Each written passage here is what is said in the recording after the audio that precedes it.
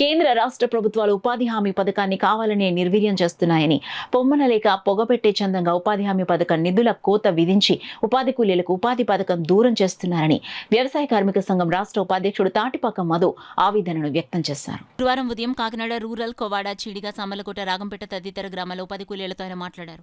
అనంతరం సభ్యత్వాలు చేర్పించారు. ఈ సందర్భంగా మధు మాట్లాడుతూ ప్రధానమంత్రి నరేంద్ర మోడీకి కోపం వచ్చినప్పుడల్లా ఉపాధి పథకాన్ని ఎత్తివేస్తామని అంటున్నాడని, గ్రామాల్లో ఉన్న పెత్తందారులు కూడా అదే మాట అంటున్నారని ఆవేదన వ్యక్తం చేశారు.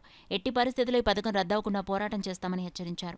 ఈ కార్యక్రమంలో ఏఐటీయూసీ జిల్లా నాయకులు కె బోడకొండ, పి సత్యనారాయణ, వ్యవసాయ కార్మిక సంఘం జిల్లా అధ్యక్షులు అప్పలరాజు, రామకృష్ణ, వ్యవసాయ కార్మిక సంఘం మండల నాయకులు శ్రీని, వరలక్ష్మి, జ్యోతి తదితరులు పాల్గొన్నారు. కాకినాడ జిల్లా కమిటీ ఆధ్వర్యంలో మరి ఇప్పటికే చాలా ప్రాంతాల్లో వ్యవసాయ కూలి చేస్తున్న పని వద్దకు వెళ్లి సభ్యత్వాలతో పాటుగా మా డిమాండ్స్ కూడా తెలియజేస్తున్నాం.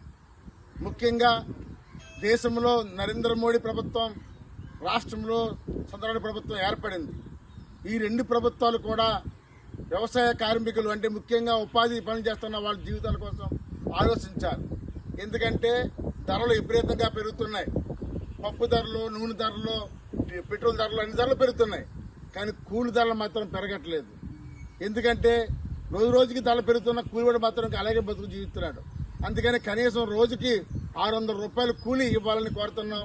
అలాగే పనులు కూడా 200 రోజులు సంవత్సరం పని చెప్పాలని కోరుతున్నాం. ఈ డిమాండ్స్ కోసం ముఖ్యంగా ప్రమాద ప్రాంతాల్లో ఇన్సూరెన్స్ లేక చాలా ఇబ్బంది పడుతున్నారు. ఈ డిమాండ్స్ కోసమనే ఆంధ్రప్రదేశ్ వ్యవసాయ సంఘ ఆధ్వర్యంలో కార్యక్రమం చేస్తున్నాం. కాబట్టి అందరూ